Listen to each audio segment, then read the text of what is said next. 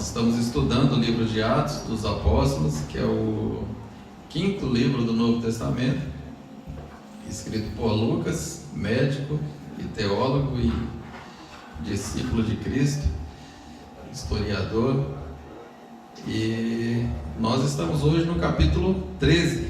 Então, se você está em casa, estiver próximo à sua Bíblia, abra, porque nós vamos dar sequência e vamos tentar ir de versículo em versículo para estar entendendo melhor o que o texto diz, como a gente já tem feito aqui, né? Esse capítulo 13, ele abre uma nova seção no livro de Atos, que é apresentado à igreja de Antioquia, que foi a primeira igreja missionária que estava numa cidade importante, que é Antioquia.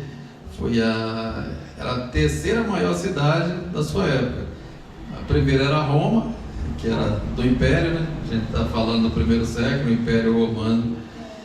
A segunda foi Alexandria, que foi lugar dos intelectuais, onde teve a maior biblioteca do mundo. E aqui nós estamos em Antioquia, que foi uma cidade que nessa época havia quase 500 mil habitantes, que era uma metrópole para a época, né? Era uma cidade grande, importante. E esta igreja, como vocês já devem ter estudado aqui nas aulas anteriores, no capítulo 11, a gente tem o início ali, os cristãos chegando na cidade, evangelizando, porque a princípio só evangelizavam os judeus, mas esses daí foram diferentes. Eles pregaram o evangelho para quem estava na frente, para os gregos, e ali se tornou uma igreja gentílica, que não era apenas o judeu, mas judeus, gregos, e a gente vai ler aqui no capítulo 13, tinha pessoas da África, né, Cirene, que ficava ao norte da África, e era uma igreja onde tinha gente de diversas nacionalidades e também de diversas camadas sociais. Tinha até uma pessoa que foi criada com Herodes aqui no palácio, então era a turma que tinha dinheiro, né? Que era da classe social alta. E aí foi uma igreja, e essa igreja ela foi tão importante que com a queda de Jerusalém no ano 70, ela se tornou uma espécie de sede do cristianismo, né? Porque ela, antes da queda de Jerusalém, que teve uma fome, que também é registrada no livro de Atos, ela foi que deu suporte financeiro para a igreja de Jerusalém. Ela ajudou ali os irmãos de Jerusalém, né? Foi uma grande fome e ela, como era uma igreja grande, com uma capacidade maior, então ela ajudou ali os cristãos ali de Jerusalém. Não apenas os cristãos, né? Como a irmã Roseli falou, ajudou muitos.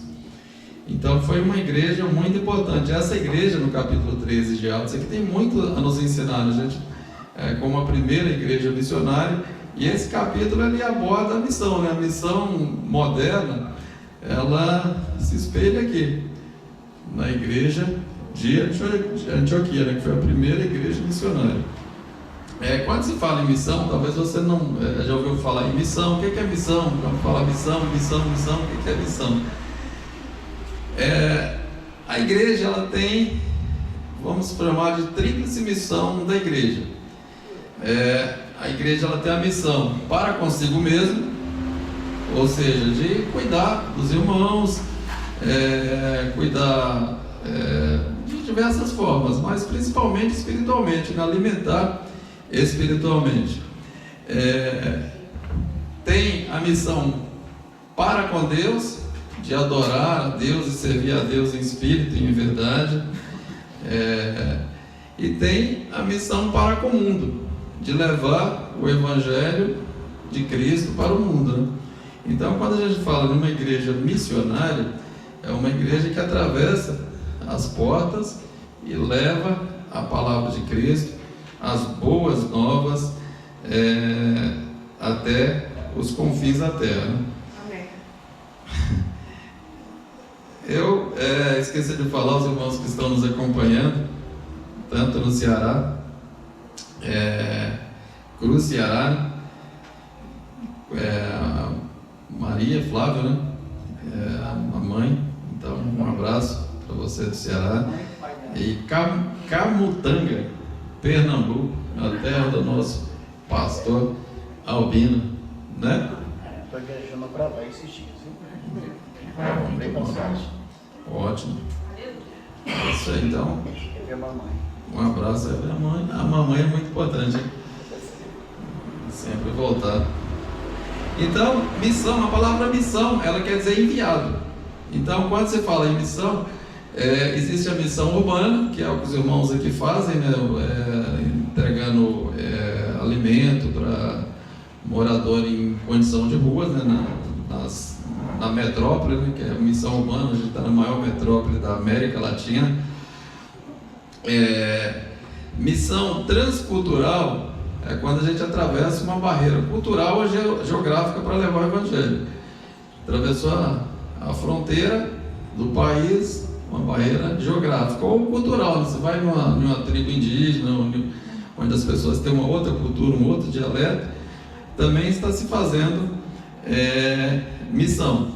Então, só isso aqui é só para servir de alicerce, mas só para a gente entender um pouco o capítulo 13 de Atos. Até aí, tudo bem, irmãos? Amém. Estão acompanhando? Sim. Então é isso. Bom, vamos lá. Estão todos aí com a Bíblia aberta? A gente vai correr, porque são 52 versículos. Eu não sei se eu vou conseguir, porque de repente a gente tem que fazer um resumo aqui, porque senão 52. É aquele menino lá que sabe tudo e não guarda segredo? Eita, esse é medonho mesmo. Nas outras aulas eu não estava aí não. Estava lá no fundo. Estava lá no fundo. Esse daí leva a mãe dele para o trabalho e depois vai para a creche sozinho. Né? Esse é bruto mesmo. Acho que na escolinha que dá aula lá para o professor e para os alunos. Esse menino é medonho. Né? É um menino prodígio. Atos 13, todos estão abertos aí? Deixa eu aumentar a letra aqui do que. Chegando mais nada.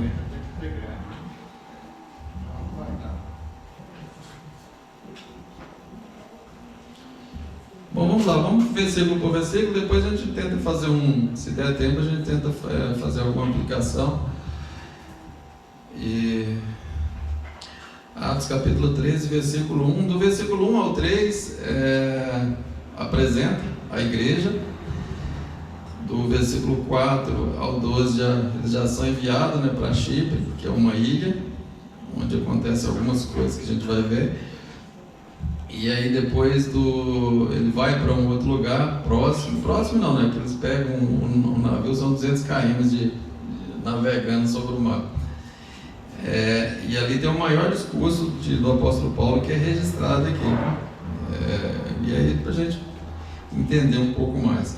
No versículo 1 diz o seguinte: na igreja de Antioquia havia profetas e mestres, Barnabé, Simeão, chamado Níger, Lúcio de Cirene, Manaém, que fora criado com Herodes, o Tetrarcas, e Saulo. Aqui já começa a falar da característica da igreja, né?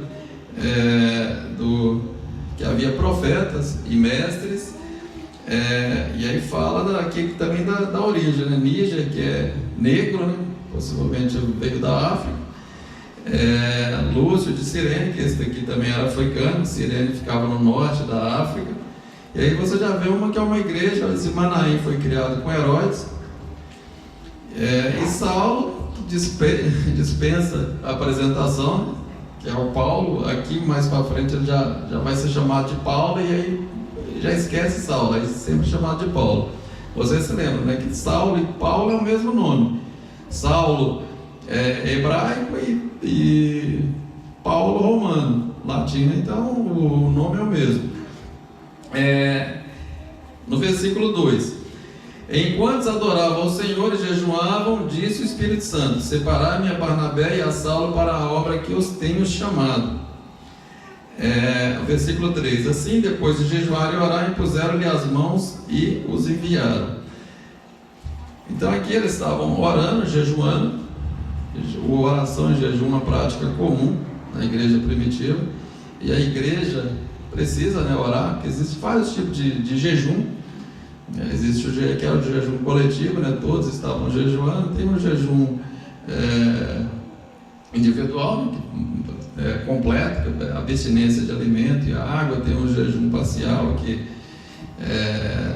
de alguns alimentos, e era uma prática muito comum. Eles orando, e aqui fala havia profetas e mestres. Então assim, é bom a gente diferenciar um pouco profeta e mestre, porque assim, os dons ministeriais, que são 5, Efésios capítulo 4, versículo 11, falando de Jesus, que Ele mesmo deu uns para apóstolos, outros para profetas, outros para evangelistas, pastores e mestres. O objetivo disso, no versículo 12: querendo o aperfeiçoamento dos santos para a obra do ministério, para a edificação do corpo de Cristo, até que todos cheguemos à unidade de fé e ao conhecimento do Filho de Deus, a homem perfeito, à medida da estatura completa em Cristo. Então, os dons ministeriais está se tratando da liderança da igreja, apóstolos, profetas, evangelistas, pastores e mestres. O objetivo aqui, ele mesmo se referindo a Jesus, que ele que chamou e concedeu essa liderança, o aperfeiçoamento dos santos, ou seja, e no versículo 2 falava até que todos cheguemos a homem perfeito. Perfeito aqui não é no sentido de ser impecável, mas de ser maduro, a maturidade, Então, a diferença e aqui eles são chamados, o próprio Espírito Santo vocaciona, e Saulo e Barnabé. Na verdade, o Barnabé vem na frente, que apresentou Saulo ali, e eles dirigiram essa igreja. A formação da igreja, eu acabei no capítulo 11, após a morte de Estevão, foram dispersos, tiveram que sair por conta da perseguição, e eles evangelizando, e ali se formou essa grande igreja. Era uma igreja mista, e Saulo e Barnabé ficou pastoreando aquela igreja por 1 ano. E mais essas pessoas aqui, apóstolos, profetas, mestres. O profeta difere do profeta do Velho Testamento, porque no Velho Testamento o profeta ele era quase que um mediador. Ele aconselhava o rei. Já no Novo Testamento não.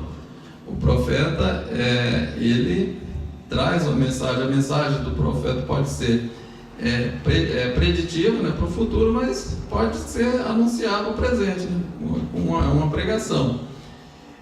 Mas diferente do Velho Testamento, ele não, no oráculo do profeta, não é para ficar aconselhando as pessoas. Ele transmite o crente no Novo Testamento, ele é orientado pela palavra de Deus. Então essas pessoas que ficam procurando quem profetiza, quem procurando orientação, tem que se orientar pela palavra de Deus, que é a Bíblia. Então o profeta do Novo Testamento ele difere do Velho Testamento. O mestre é que ensina a palavra de Deus, Então o mestre ele se prepara para ensinar a palavra de Deus. O profeta não, inspiração momentânea, aqui tem um exemplo aqui, do Ágabo, que ele falou da grande fome que havia, falou de Saulo quando ele foi para Jerusalém, que ele ia ser preso ali, tudo aquilo aconteceu, mas ele não orientou o Paulo o que ele ia fazer ou não, ele entregou a mensagem pronto. Então assim, porque a função do profeta não é essa, apenas transmitir a palavra, ele não tem que orientar a igreja. Então aqui eles estavam ali em oração, jejum, o Espírito Santo tomando um deles falou: separai-me Barnabé e a Saulo para a obra que tenham chamado.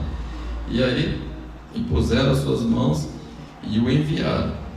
No versículo 4 está escrito o seguinte: enviados pelo Espírito Santo. A gente vê a importância do Espírito Santo aqui, né? A dependência do Espírito Santo no livro do Atos, que é ele que capacita, comissiona, envia, e agora vai seguir a missão, vai junto, né, com Paulo e Barnabé. No versículo 4: enviados pelo Espírito Santo, desceram a Seleucia e dali navegaram para Chipre.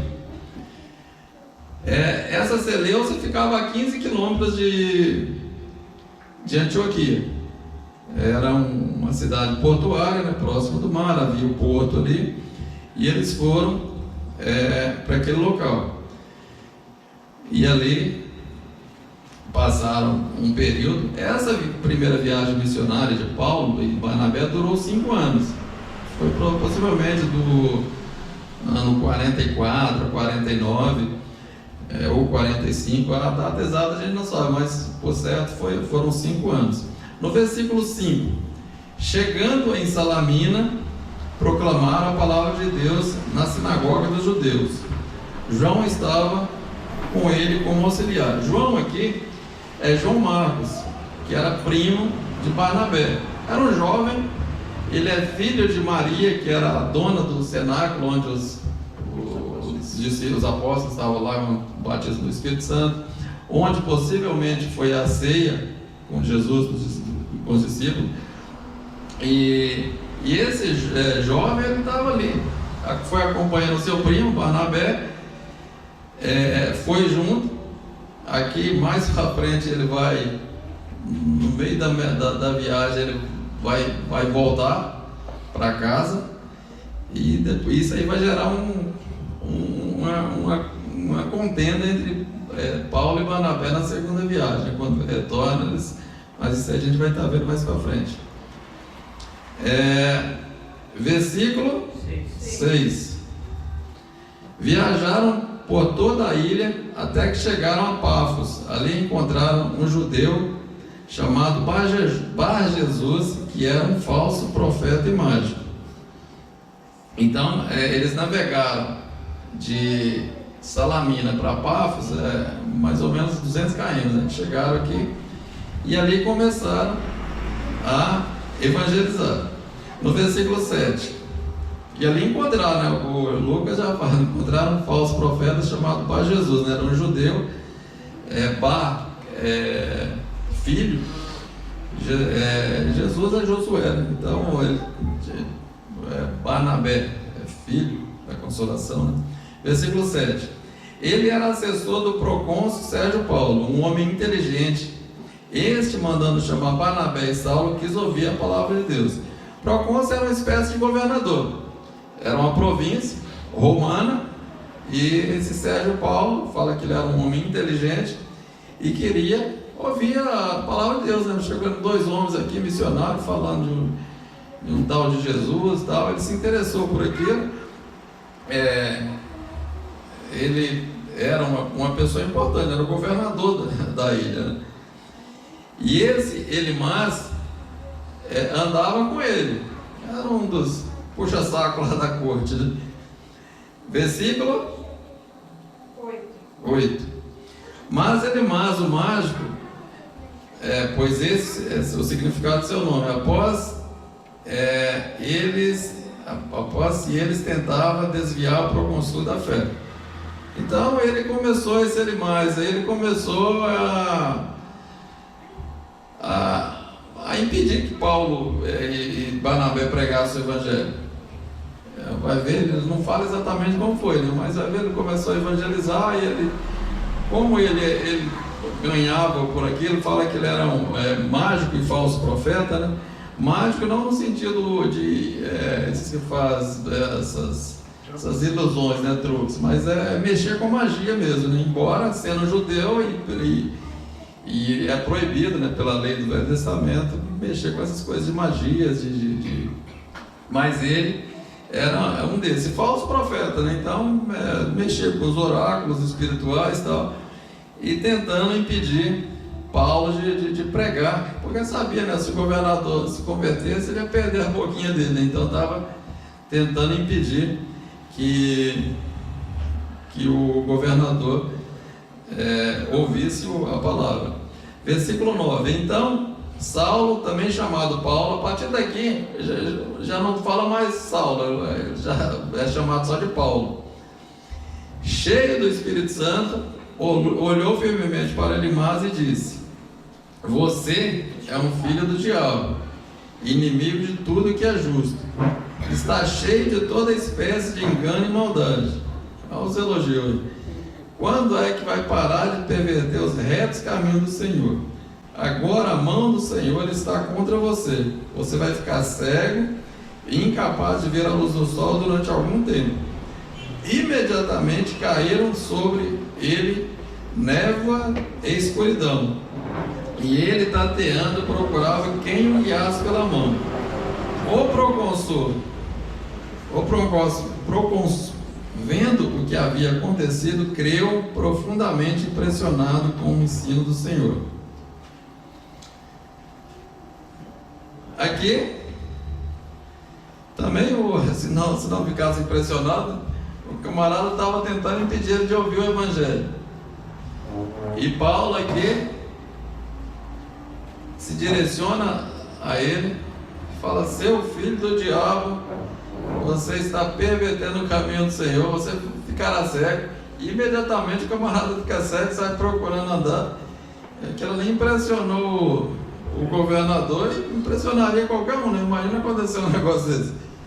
Vai falar: rapaz. E aí o governador se converteu já de pronto, né? Com aquilo. Elimas ali, e fala que o apóstolo Paulo estava cheio do Espírito Santo, né? No versículo 9 fala que ele estava cheio do Espírito Santo. E tem que estar, né, para fazer um negócio desse. E a palavra dele se cumpriu de pronto. E Elimas ficou cego. Foi uma cegueira momentânea, né? Talvez por alguns dias. Depois ele voltou, porque fala que ficará cego por algum tempo, né? Pela misericórdia de Deus, ainda bem, né, para ele. Talvez, não sei se falso profeta se converte. Tem jeito não. Não tem jeito. Então, não, que era falso profeta, né? Porque quando a pessoa, principalmente ele que era judeu, conhecedor da lei, e viver no engano, aí já fica difícil. E Sérgio Paulo, aqui não é uma oração imprecatória. O que é oração imprecatória? No Velho Testamento, aqui foi uma declaração. Como aconteceu com Pedro também, quando viu um outro falso profeta, né? Porque no Velho Testamento, alguns salmistas tinham oração imprecatória, né? Que orava para Deus vir com o juízo dele sobre algumas pessoas.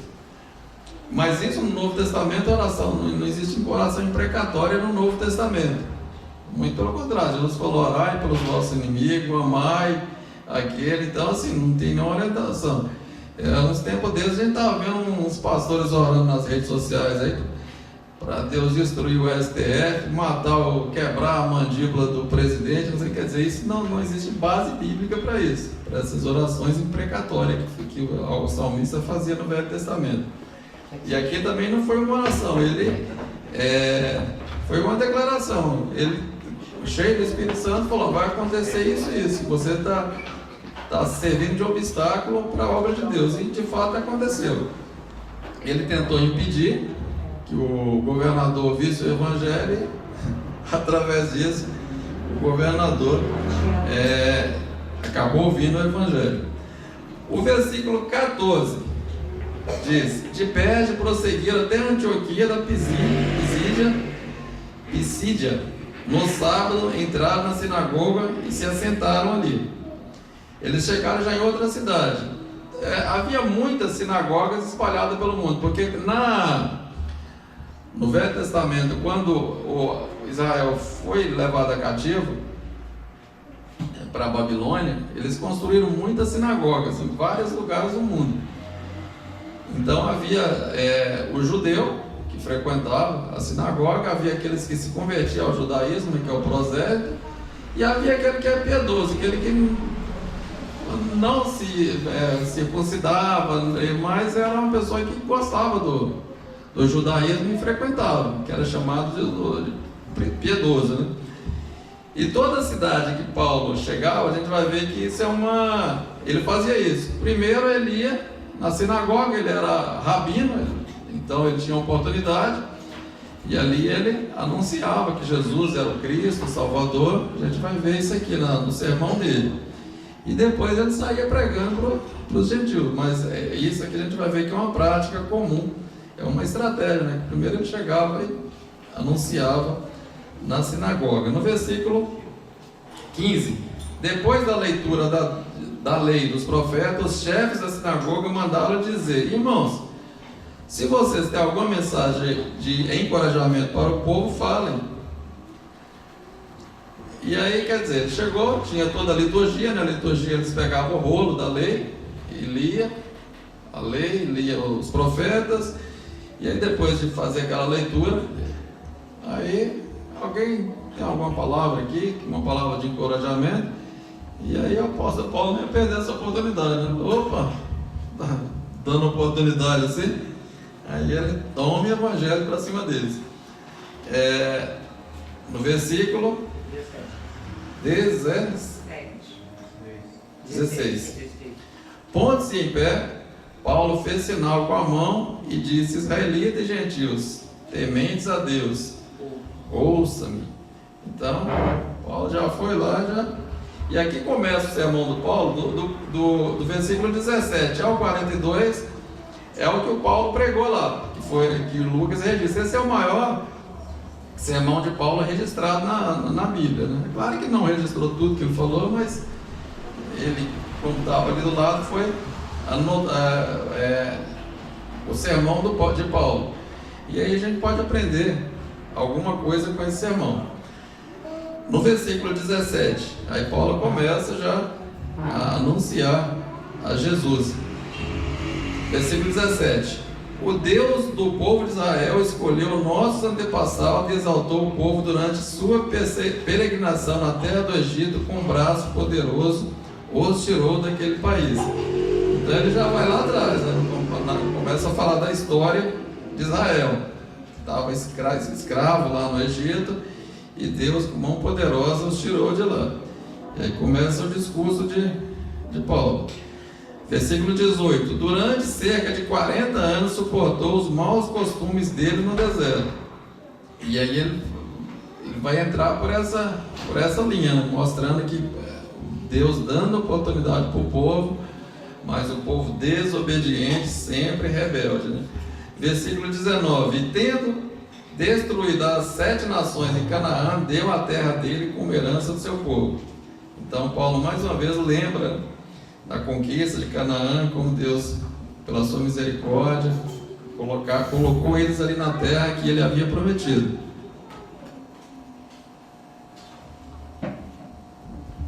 Versículo 20: tudo isso levou cerca de 450 anos. Depois disso, deu juízes até o tempo do profeta Samuel. Então aqui ele já, em 450 anos, ele resume praticamente uma frase, né? Versículo 21: então o povo pediu ao rei, e Deus lhe deu Saul, filho de Quis, da tribo de Benjamim, que reinou durante 40 anos. Ele mencionou Saul, né? Que era foi o rei de Israel, que o povo pediu um rei, e Deus deu Saul. Versículo 22: depois de removê-lo, Deus levantou Davi como rei deles, sobre quem testemunhou: encontrei Davi, filho de José, homem segundo o meu coração. Ele fará tudo o que for da minha vontade. Então Paulo destaca que Davi foi um rei ideal, segundo o coração de Deus, que estava preparando o caminho para o Messias, né? Porque toda a Bíblia, ela deságua em Jesus. Jesus, ele é uma mensagem cristocêntrica, ou seja, Jesus é o centro. Ele está preparando o caminho para mostrar que lá de trás Deus estava preparando o caminho para o Messias. E quem era esse Messias, né?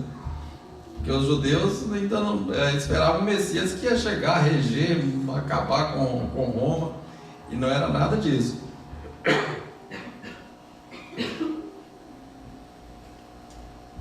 Versículo 23. Da descendência desse homem, Deus trouxe a Israel o Salvador, Jesus, como prometera. Então, ele já começa, né? Ele conecta Jesus na linhagem, mostrando que Jesus é o cumprimento das promessas messiânicas, né? Que Deus havia prometido lá atrás, e Jesus é o cumprimento dessa promessa. Versículo 24. Antes da vinda de Jesus, João pregou um batismo de arrependimento para todo o povo de Israel. Então João Batista era uma pessoa conhecida, e Paulo cita ele. Ele foi um precursor, né? Veio antes de Jesus, confirmando a mensagem de Jesus. Versículo 25. Quando estava completando sua carreira, João disse: quem vocês pensam que eu sou? Não sou eu quem vocês pensam, mas ele que vem após mim, alguém cuja sandália não sou digno de desamarrar. Talvez a sua versão então é um pouco diferente da minha, né? Então ele cita as palavras de João Batista para enfatizar a superioridade de Jesus. Versículo 23, 26. Irmãos, descendentes de Abraão e gentios, tementes a Deus, a nós foi enviada essa mensagem da salvação. Ele mais uma vez reafirmando, né? A mensagem de salvação a todos os judeus e gentios, os não judeus, né? Versículo 27. Os habitantes de Jerusalém e seus líderes não reconheceram Jesus, mas ao condená-lo, ou cumpriram a palavra dos profetas que são lidas todos os sábados. Então ele explica mais uma vez a rejeição de Jesus pelos judeus, né? Afinal de contas, ele foi crucificado, e a crucificação de Jesus era um plano de Deus. Versículo 28. Embora não achasse motivo legal para a sentença de morte, pediram a Pilatos que o mandasse executar. Então Paulo fala da injustiça, né? Cometida contra Jesus, que foi condenado pela morte sem causa. Versículo 29. Tendo cumprido tudo o que estava escrito a respeito dele, tiraram do madeiro e colocaram na sepultura. Então ele descreve a crucificação e o sepultamento de Jesus como cumprimento das Escrituras, né? Mas Deus o ressuscitou dos mortos. E aí começa o ponto central da mensagem da fé cristã, né? Que a fé cristã se baseia não em uma pessoa que morreu, mas ele morreu e ressuscitou. Morreu pelos nossos pecados e ressuscitou para a nossa justificação. Versículo 31.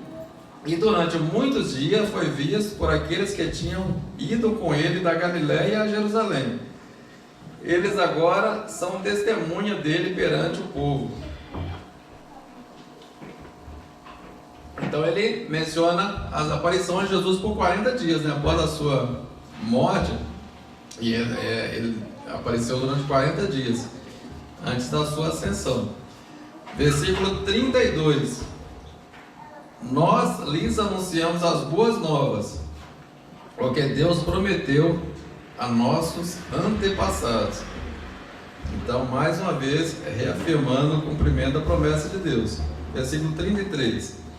Ele cumpriu para nós, seus filhos, ressuscitando Jesus, como está escrito no 2º Salmo: Tu és meu filho, eu hoje te gerei.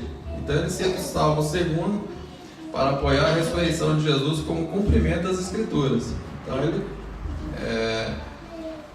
começa a citar passagens do Velho Testamento para mostrar as profecias que se cumpriram de Jesus. Versículo 34. O fato de que Deus o ressuscitou dos mortos para que ele nunca mais voltasse a apodrecer é declarado nessas palavras: eu lhes dou as santas e fiéis bênçãos prometidas a Davi. Então, mais uma vez, reforçando da ressurreição de Jesus. Versículo 35. Assim é afirmado em outro salmo: não permitirá que teu santo sofra decomposição. Algumas passagens fala corrupção, né? Que é o sinônimo de decomposição. É o corpo se decompor. O que não aconteceu com Jesus, né? Porque todas as pessoas que ressuscitaram, voltaram à vida, Lázaro e muitos outros, eles voltaram a morrer. Jesus não, ele ressuscitou com um corpo glorioso, que é o corpo que nós teremos aqui. O João fala que será o nosso corpo, que é um corpo que não está mais sujeito a doenças, a se deteriorar. É um corpo que não está sujeito às leis da gravidade. Você vê que ele atravessava a parede, aparecia, desaparecia. Então é um corpo glorioso, né? Um corpo que nós teremos parecido com o dele.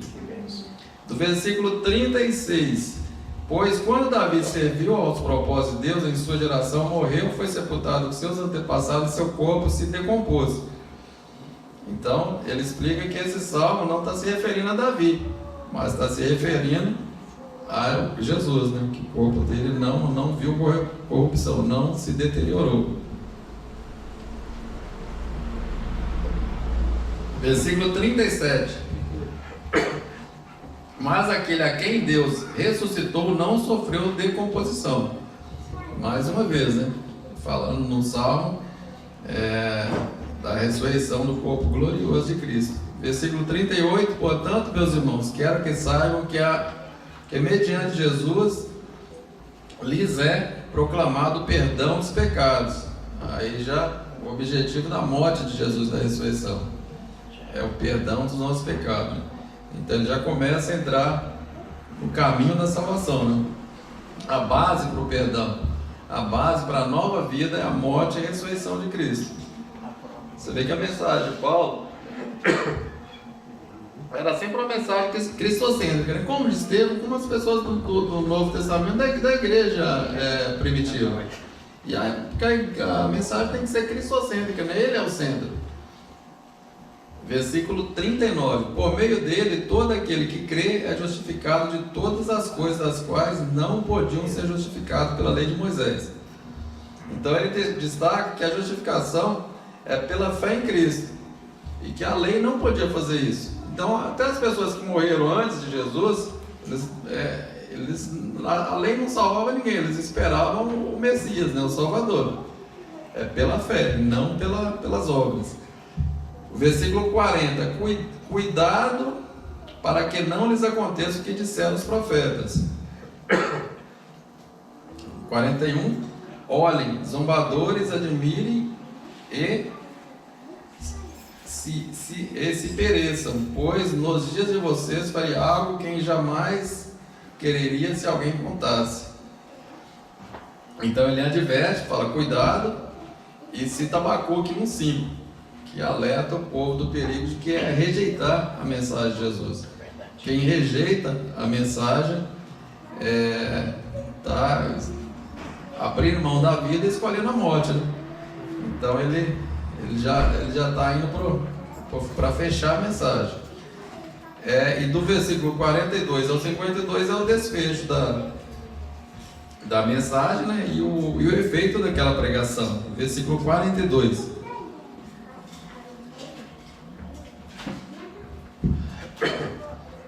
Ao saírem eles da sinagoga, os gentios os convidaram para falar mais sobre esses assuntos no sábado seguinte. Então acabou aquela reunião ali na sinagoga, Paulo trouxe essa mensagem e muitos ficaram curiosos, com interesse, despertou o interesse deles para entender melhor aquela palavra.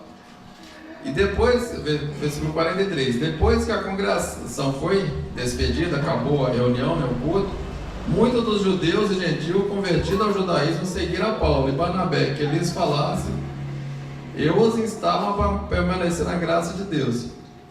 Então, terminou a reunião, muitos ficaram interessados. Mas como que é esse negócio aí?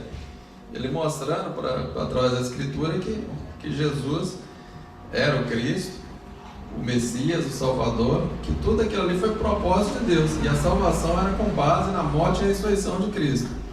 No versículo 44, no sábado seguinte, quase toda a cidade se reuniu para ouvir a palavra do Senhor. Então, durante a semana, aquela mensagem ficou no ouvido, no coração das pessoas. E aí quase toda a cidade, é claro que aqui é uma linguagem de exagero, hipérbole, né? Porque 500 mil pessoas na cidade não é cabia ali, né? Então fala assim, tinha muita gente, né? Que é uma linguagem de exagero. Quase toda a cidade lotou lá para ouvir a mensagem, a pregação de Paulo. Versículo 45. Quando os judeus viram as multidões, ficaram cheios de inveja e blasfemando e contradiziam o que Paulo estava dizendo. Então os líderes da sinagoga, quando viu aquela multidão, quando a gente está aqui num lodo desse jeito, tá essa multidão toda aí querendo, já ficaram cheios de inveja, né? No versículo 46. Então Paulo e Barnabé lhes respondeu corajosamente: era necessário anunciar a palavra de Deus primeiro a vocês, mas visto que a rejeitaram e não julgam digna da vida eterna, agora nós voltamos para os gentios. Então ele fala: primeiro anunciamos para vocês o evangelho, mas já que vocês não querem, a gente vai anunciar para quem quer, né? Para os gentios, aqueles que não são judeus. Versículo 47. Pois assim o Senhor nos ordenou: eu o fiz para a luz para os gentios, para que vocês levem a salvação até os confins da terra. Então ele cita Isaías 49:6, né, para justificar a sua missão, que agora ele é para os gentios, que somos nós, né? Ainda bem, né? O evangelho chegou até nós, né? Versículo 48. Ouvindo isso, os gentios alegraram e bendizeram a palavra do Senhor, e creram todos que haviam sido designados para a vida eterna. Então, os gentios, quando ouviram aquilo, falaram: então, ótimo. É bênção. Bênção, né? A palavra do Senhor se espalhava por toda a região. Então o evangelho começou a ser espalhado, no versículo 50. Mas os judeus incitaram as mulheres religiosas de elevada posição e os líderes da cidade, e eles provocaram perseguição contra Paulo e Barnabé e expulsaram do território. As mulheres de elevada posição eram as mulheres ricas, né? E que também frequentavam as sinagogas. Deve ser os piedosos, né? Que deveria ser as mulheres dos cabras ricos lá. E aí os líderes da sinagoga falaram: não, mas esses dois aí estão com essa mensagem contra o judaísmo, e se isso aí é ruim, não sei o quê. E aí veio a perseguição contra eles, né? Então, assim, a oposição. Já expulsadas, não sabe como que expulsou, né? Foi fisicamente agredindo, mas acabaram expulsando Paulo e Barnabé. E no versículo 51, então eles sacudiram o pó dos seus pés em protesto contra eles e foram para Icônio. É o que Jesus tinha falado. Ele chegou na cidade, pregou, eles não querem ouvir, sacudiu o pé da poeira do sapato e vai embora, porque vai para aquela cidade ali, vai ter um juiz, vai ser mais rigoroso que para Sodoma e Gomorra, porque Sodoma e Gomorra nem ouviram o evangelho, eles ouviram e não quiseram, rejeitaram. E no versículo 52, os discípulos continuaram cheios de alegria do Espírito Santo, que eram os convertidos já. Naquela cidade lá, muitos se converteram. O pastor deles, que era Paulo e Barnabé, tiveram que sair. Eles, por um tempo, ficaram sem pastor, né? Mas eles estavam cheios do Espírito Santo. O Espírito Santo ia guiando, né? E mais para frente a gente vai ver que Paulo volta para constituir pastores ali para aquela igreja. Bom, então o capítulo 52 basicamente é isso. E quais as lições que podemos aprender com isso? Até que foi rápido, eu consegui nesse tempo falando 52 versículos. Bom, aqui a gente tem um modelo de uma igreja missionária, e Paulo e Barnabé, os missionários. Então, o que a gente pode aprender com essa igreja do capítulo 13, essa igreja missionária? Foi uma igreja relevante.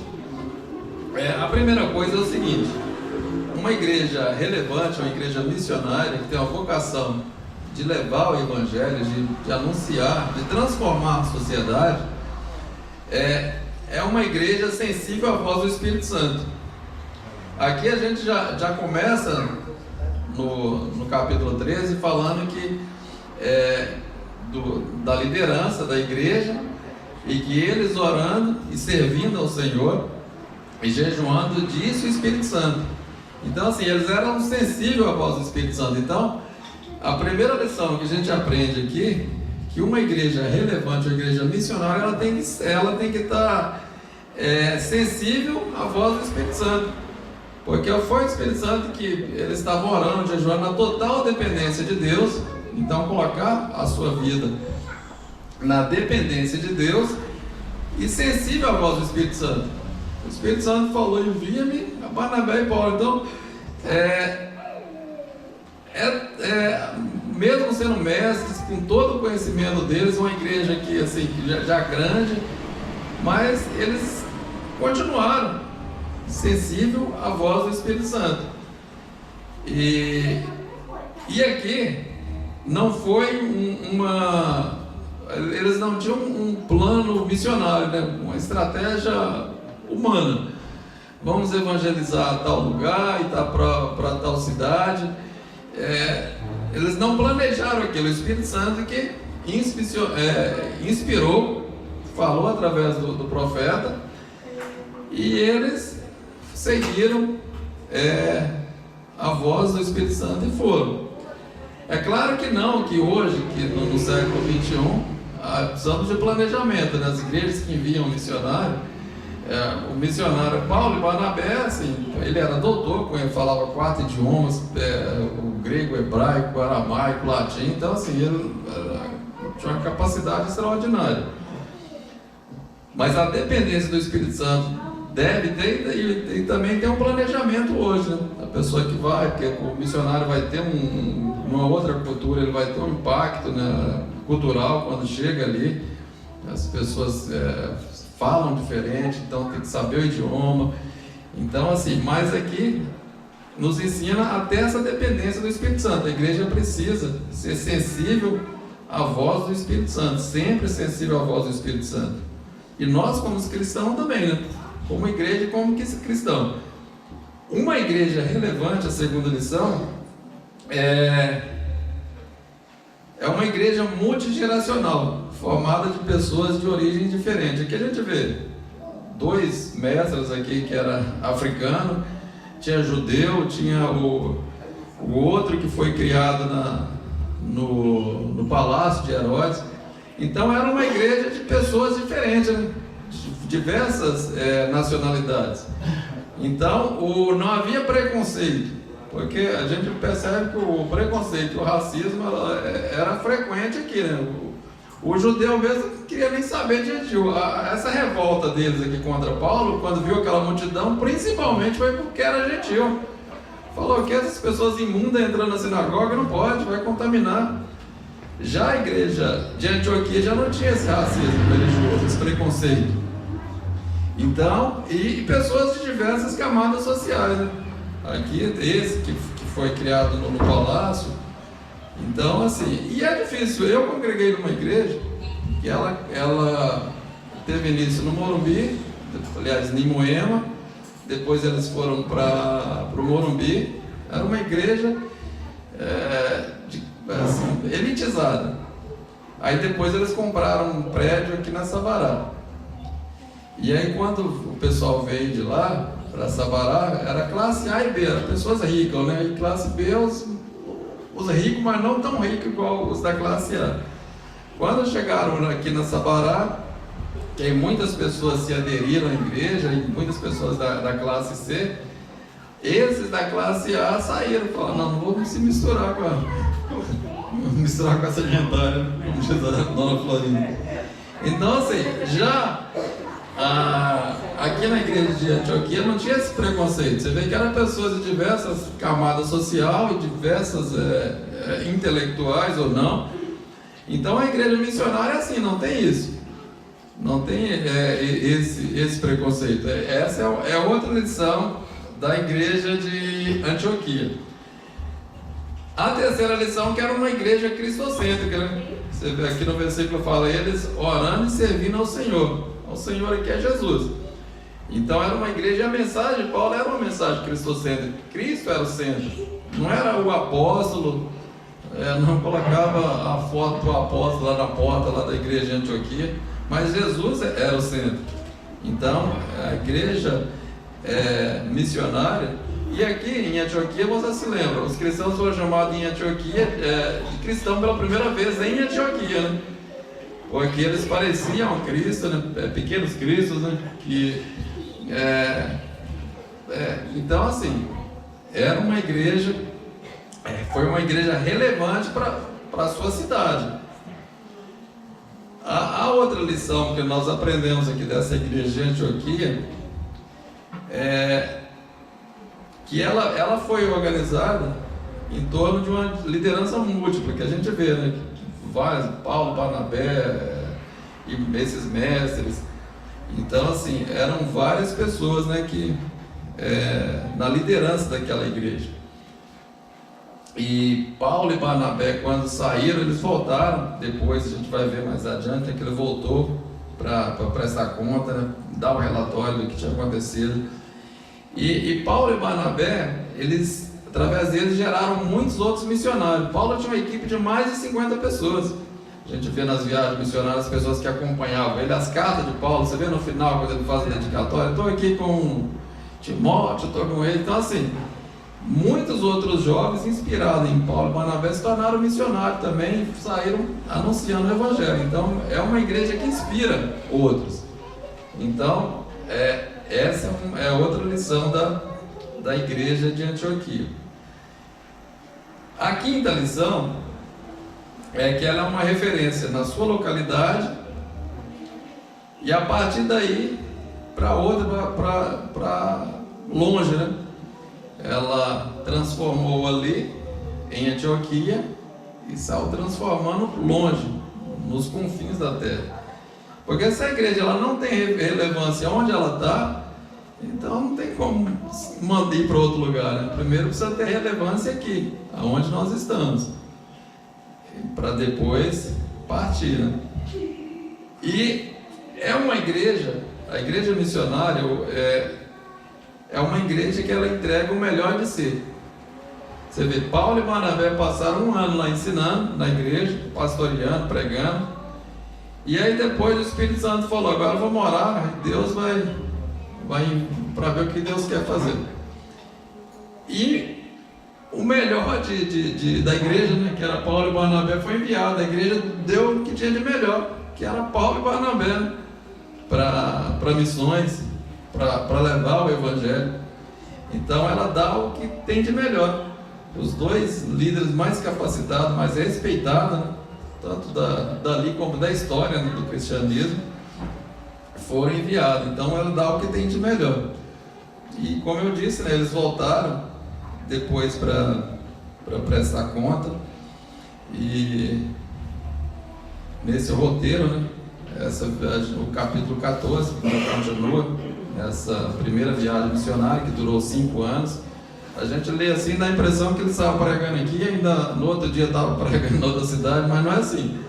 Essa viagem ela durou cerca de 5 anos. Esse capítulo 13, que a gente falou que eles foram para 4, e a Galáxia, lembra da carta aos Gálatas? Foi aqui. Essa parte que é da parte da galáxia. Então demorou em média 5 anos, né? Assim, a leitura que a gente faz dá a impressão que ele pregou aqui e aí saiu correndo, pregou ali, não é assim. Ele ficava ali 1 ano, 2 anos. Em Corinto ele ficou quase 3 anos. Éfeso ele ficou 3 anos. Então assim, era ali pregando, ele fazia tendas para se manter, né? Era aquelas de couro que as pessoas usavam, e ali pregando o evangelho. Então a igreja de Antioquia, ela tem muitas lições a nos ensinar, como igreja e individualmente, né? A dependência do Espírito Santo, ouvir o Espírito Santo, a importância da oração, do jejum. Eles estavam jejuando. Hoje em dia quase não se fala em jejum, só quando vai fazer o exame de sangue a pessoa fica até 9 horas da manhã sem comer. Mas a importância de jejuar, de passar um período buscando a Deus, né? Começa começa a jejuar até meio-dia, depois você vai dar dor de cabeça, mas aí você se esforça mais um pouco, e depois você consegue jejuar até 1h da tarde, 2h.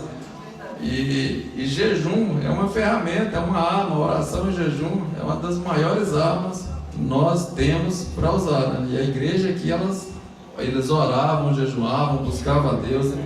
Uma mensagem cristocêntrica, Cristo é o centro. Toda a escritura, ela deságua em Cristo, que Ele é o Salvador, Ele veio para nos salvar. E o Espírito Santo aqui, ele sempre exalta Jesus, né? O Espírito Santo sempre apontando a Jesus. É Ele comissionando, é Ele que fortalece, é Ele que levanta. E usando Paulo, né? Como Paulo, cheio do Espírito Santo, confrontou aquele falso profeta, né? O ele mais, e ali desmascarou o falso profeta. E o evangelho, ele foi, através daquilo, o governador se converteu, por ser uma autoridade, né? Inspirou outras, e o evangelho chegou até nós aqui. E nós estamos aqui para dar continuidade ao livro de Atos, né? Talvez o último capítulo de Atos, né? Que Jesus, se voltar nos nossos dias, mas levar o evangelho e ser a igreja de Antioquia, né? Deus levante aqui uma igreja parecida com a igreja de Antioquia, cheia do Espírito Santo, com mestres, né? Mestres igual o Barnabé, Saulo, esses africanos aqui que estavam aqui, profetas, e levantar uma igreja relevante para essa localidade e para o mundo, né? Que daqui saem muitas pessoas para anunciar o evangelho aos 4 cantos da terra. Amém? Amém. Vamos aplaudir ao Senhor.